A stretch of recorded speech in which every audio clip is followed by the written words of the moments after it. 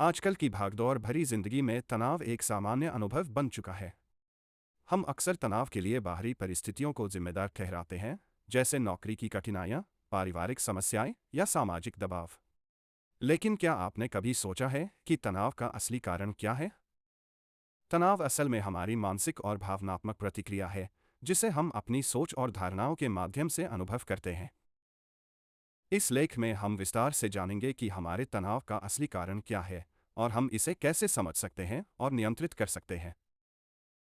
एक, तनाव का स्रोत, हमारी सोचने की प्रक्रिया। तनाव अक्सर उस सोचने की प्रक्रिया से उत्पन्न होता है जो हमारी वास्तविकताओं से मेल नहीं खाती। हमारी समस्याओं की जड़ अक्सर बाहर नहीं, बल्कि हमारे भीतर होती है। हमारा मस्तिष्क उन स्थितियों पर प्रतिक्रिया करता है जिन्हें हम चुनौतीपूर्ण या खतरनाक मानते हैं।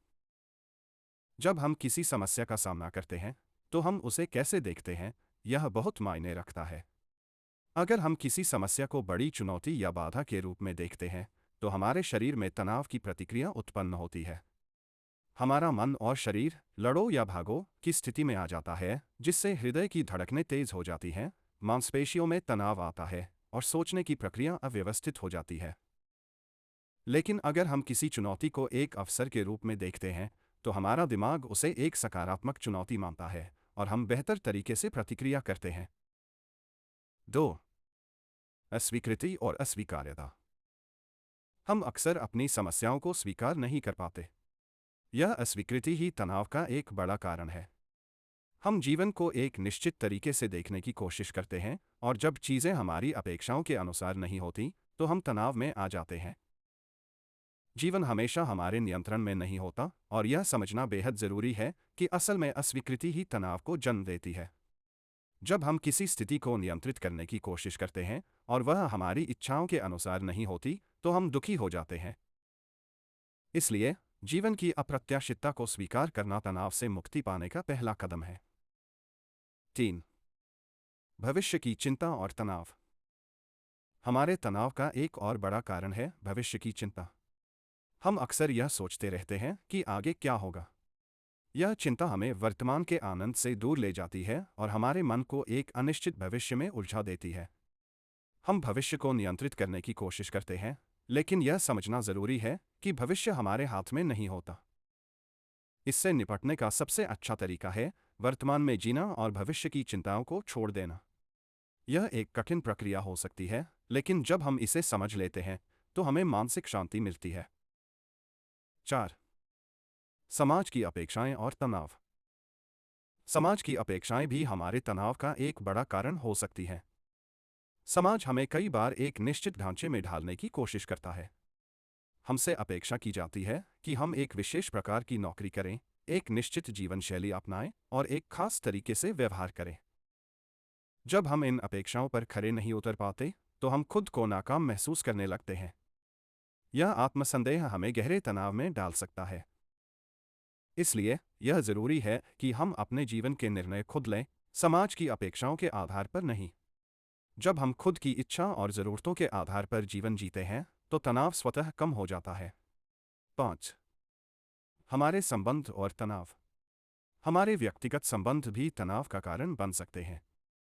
जब किसी रिश्ते में तनाव होता है, तो वह हमारे मानसिक और भावनात्मक स्वास्थ्य पर बुरा असर डाल सकता है। संबंधों में गलतफहमियां, संवादहीनता और आपसी अपेक्षाओं का टकराव तनाव का एक प्रमुख कारण हो सकते हैं। रिश्तों में सुधार का सबसे अच्छा तरीका है संवाद और समझ। जब हम अपने विचारों और भावनाओं को खुलकर व्यक्त करते हैं और दूसरे व्यक्ति की बात को सुनते हैं, तो हम अपने संबंधों में संतुलन और शांति पा सकते हैं। 6. स्वयं की अपेक्षाएं और तनाव। हम खुद से भी कई बार ऐसी अपेक्षाएं पाल लेते हैं जो पूरी नहीं हो पाती।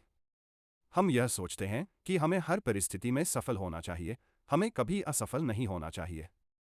यह मानसिकता हमारे तनाव को और बढ़ा देती है। हम यह भूल जाते हैं कि जीवन में असफलताएं भी आती हैं और असफलताओं से हमें सीख मिलती है। खुद से अधिक उम्मीदें रखना और हर बार उन पर खरा उतरने की कोशिश करना तनाव को जन्म देता है। 7. शारीरिक स्वास्थ्य और तनाव।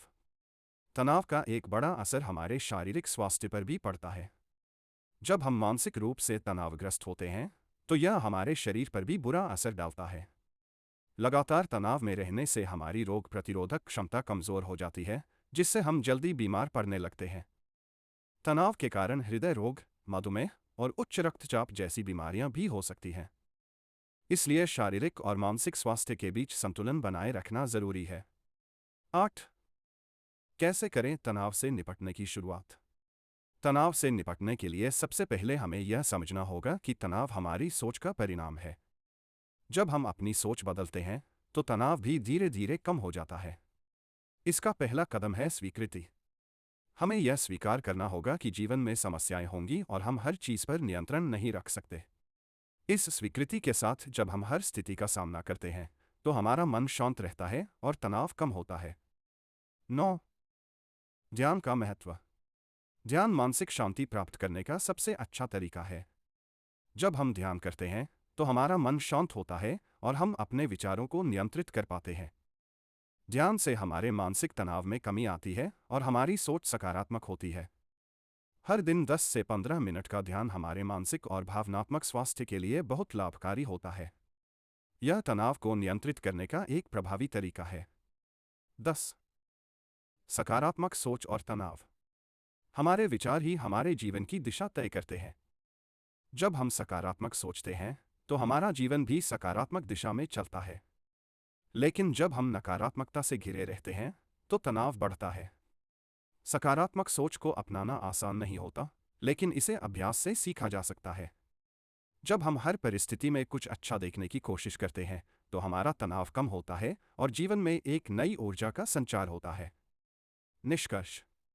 अंत में, तनाव का असली कारण बाहरी परिस्थितियों में नहीं, बल्कि हमारी सोच और धारणाओं में छिपा है। जब हम जीवन की अनिश्चितताओं को स्वीकार करते हैं, समाज की अपेक्षाओं से ऊपर उठते हैं और अपनी सोच को सकारात्मक दिशा में मोड़ते हैं, तो तनाव स्वतः कम हो जाता है। ध्यान, स्वीकृति और सकारात्मक सोच तनाव से निपटने के 3 प्रमुख तरीके हैं। अगर हम इनको अपने जीवन का हिस्सा बना लें, तो हम मानसिक शांति और खुशी प्राप्त कर सकते हैं।